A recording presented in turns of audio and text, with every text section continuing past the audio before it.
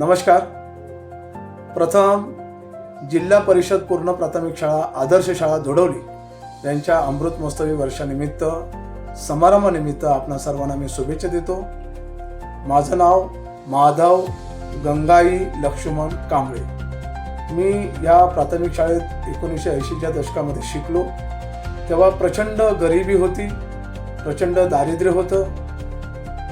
गावामध्ये कधीही पुस्तक न पाहिलेली मोठी पिढी कष्टाने आपलं पोट भरत होती आणि अशा गावामध्ये, अशा समाजामध्ये आमचा जन्म झाला आणि आमच्या कुटुंबातील, आमच्या घरातील पहिली पिढी असेल ती शाळेत गेली.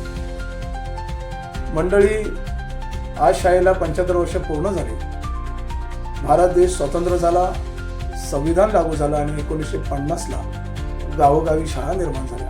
सांगायला अभिमान वाटेल की गावामध्ये 1979ला नवतरुण विकास मंडळ स्थापन झालं आणि या गावाच्या मंडळाने सुद्धा प्रथम शिक्षणावरती लक्ष केंद्रित केलं.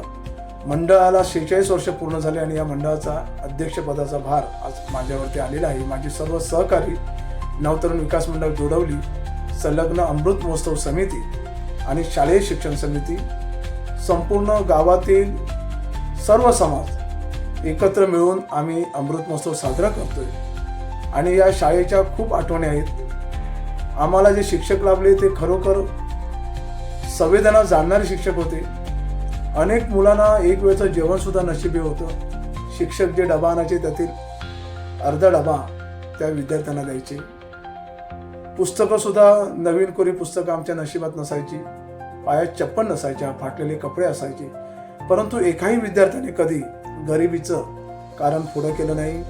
जे काय पोटाला अन्न मिळत होतं, जे काय घालायला वस्त्र मिळत होतं, अशा सर्व परिस्थितीमध्ये शिक्षण घेतलं आणि तेव्हा शिक्षणासोबत कष्टाची पण जाणीव होती.